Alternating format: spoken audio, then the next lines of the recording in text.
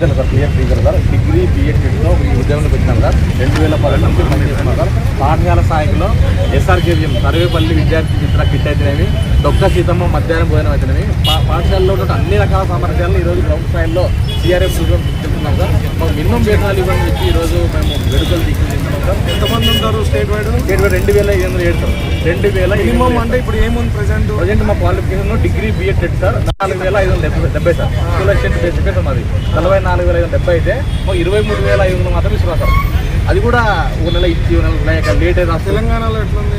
తెలంగాణలో వాళ్ళు రెగ్యులరైజేషన్ మాకు పెడుతుంది సార్. గవర్నమెంట్ టేకప్ చేస్తుంది సార్. అందుకే మా గవర్నమెంట్ కూడా రిక్వెస్ట్ చేసేది ఏమంటే సార్, మా డిమాండ్ కాదు సార్, ఇది మాకు విన్నాం సార్. ఎందుకంటే చాలామంది 52 ఏళ్ళు 58 ఏళ్ళు సరిపోతే కూడా కార్యనియామకాలు లేవు సార్. ఎలాంటి వెయిటేజ్ లేదు సార్. డిఎస్సీలో మేము రాసుకుంటాము, ఒక వెయిటేజ్ ఇవ్వండి, సంవత్సరానికి ఒక మార్క్ ఇవ్వండి అంటే కూడా గత డిఎస్సీలో ఇచ్చిందే సార్. ఇక్కడ శ్రీకాకుళం నుంచి మన జిల్లాలో టీచర్ పని చేస్తున్నారు కానీ మన జిల్లాలో ఉన్నటువంటి మనం ఈ ఉద్యోగాన్ని చేయలేకపోతున్నాం సార్. ఎందుకంటే హారిజాంటల్ రిజర్వేషన్ కూడా ఇచ్చారు సార్ మనకి మన డిఎస్సీలో. తర్వాత 3% స్పోర్ట్స్ కోటా అని చెప్పి డిఎస్సీలో ఇచ్చారు సార్. వాటి ద్వారా మనకి ఉద్యోగాలు రావాల్సిన మేము రాకుండా అందుకే మీరు మా మంత్రిగా మా సమస్యలు